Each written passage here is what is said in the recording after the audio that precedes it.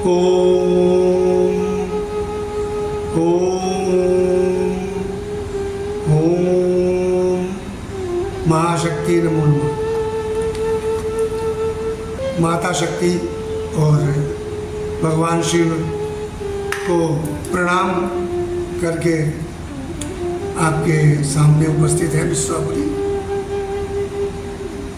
आप अगर मेरा वीडियो पहले से देख रहे हैं तो ठीक है, नहीं तो सब्सक्राइब करके और पूरा वीडियो देखें। इसमें हम आपको महालक्ष्मी को घर में स्थायी निवास के लिए विशेष मंत्र आपको देने जा रहे हैं और आप उसको ये उपाय करिए। कल काला अष्टमी है और भैरव अष्टमी भी कहते हैं। ये सावन की अष्टमी है और ऐसा है कि जितने भी संसार की प्रकृति का काम है वो माता ही करती है। दुर्गा सप्तशती में क्लियर किया हुआ है कि इसका एक एक श्लोक स्वयं सिद्ध किया हुआ है। इसका अगर वर्णन ब्रह्मा जी करें अपने मुख से तो वो भी करने में समर्थ नहीं है, क्योंकि संसार से सृजन ब्रह्मांड से बड़ा जैसे माता है, तो आदमी जब गर्भ में होता है तो वो 9 महीने गर्भ में रहता है, तो माँ उसकी माँ जो अपने बच्चों को प्यार से पालती है। ऐसे नवरात्रों में भी माता का विशेष 9 दिन होते हैं। अब ये सावन की बात है, तो सावन में जो कल अष्टमी है इसका विशेष लक्ष्मी की पूजा से विधान है। जितने ब्रह्मा विष्णु महेश जो भी है सबकी भगवान परमात्मा और आदि शक्ति की ही आराधना से बने हैं। जब भगवान शिव को अपनी संहार शक्ति का काम करना होता है तो माँ पार्वती का, माँ काली का वो साथ लेते हैं और उनका शक्ति को प्राप्त करके ही वो आगे चलते हैं। जैसे ब्रह्मांड में ब्रह्मा जी जब रचना को सृजन करते हैं, उत्पत्ति की सृजन करते हैं, तो वो सरस्वती माता को आह्वान करते हैं और उनके साथ में मिलकर इस सृष्टि को उत्पन्न करते हैं। ऐसे ही भगवान विष्णु इस संसार का जो पालन करते हैं वो महालक्ष्मी के साथ मिलकर ही करते हैं। अगर भगवान विष्णु अपनी शक्ति नारायणी की सहायता से संपूर्ण ब्रह्मांड का पालन पोषण करते हैं, तो जब संपूर्ण ब्रह्मांड का पालन पोषण हमारे विष्णु भगवान करते हैं तो हमें भी माता लक्ष्मी की आराधना करनी चाहिए।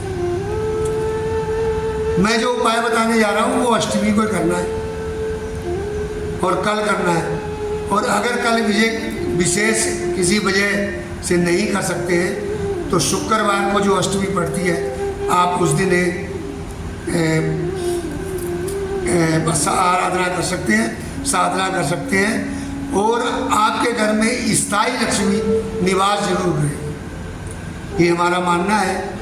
और माता लक्ष्मी का जो रूप है वो चंचला है, इसलिए इसका सबसे बड़ा उपाय है आप एक काम कीजिए, अष्टमी वाले दिन एक पीतल का बड़ा सा कटोरा ले लीजिए जिसमें कम से कम गाय का 1.25 किलो घी आ जाए।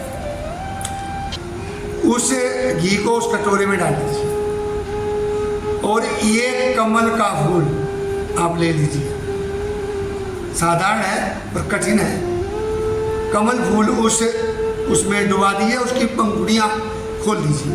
जैसे माता का देखा होगा लक्ष्मी का सिंहासन जो है वो कमल के फूल में है, तो कमल खुला हुआ, उसकी पंखुड़ियाँ, उसके बीच में माता विराजमान है। तो ऐसी स्थिति में वो आप उसमें कमल के फूल को खोल लीजिए और उसको घी में डुबो दीजिए। जब घी में आप डुबो देंगे तो उसके बाद आप उस कटोरे को लेके लक्ष्मी नारायण मंदिर में जाइए, जहाँ पर सिद्ध लक्ष्मी नारायण मंदिर हो। देखिए छोटा नहीं है लक्ष्मी को प्राप्त करना, तो थोड़ा उपाय भी कठिन है।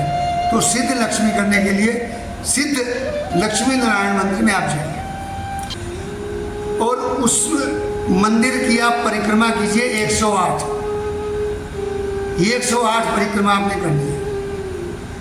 108 परिक्रमा करते हुए आपने मंत्र का जाप करना है, जो मैं आपको बता रहा हूँ, जो आपकी स्क्रीन पे भी लिखा हुआ आएगा, आप उसको नोट कर लीजिए। वो आएगा ओम श्रीम क्लीं ऐं कमलवासिन्ये नमः। आप मंत्र एक बार सुन लीजिए। ये बीज मंत्र है माता का। ये भगवान विष्णु ने, भगवान ब्रह्मा ने इसका जाप किया था, इस मंत्र का। एक बार फिर सुनिए, ओम श्रीं क्लीं ऐं कमलवासिन्ये नमः। इस मंत्र का आपने जाप करना है जब आप राउंड लगा रहे होंगे लक्ष्मी नारायण मंदिर का। आपने 108 राउंड लगाना है, परिक्रमा 108 परिक्रमा करनी है और इस मंत्र का जाप करते रहिए। करने के बाद आप कुछ मत कीजिए, माता को मत्था टेकिए लक्ष्मी नारायण मंदिर को और उस घी को अपने घर ले आइए और एक जगह उसको सुरक्षित रख दिए। उसमें से घी निकाल कर रोज माता की ज्योत लगाइए। ज्योत लगाने के बाद जब वो घी आपका समाप्त हो जाएगा, तब तक आपके घर में रिद्धि सिद्धि बहुत कुछ आ चुका होता है।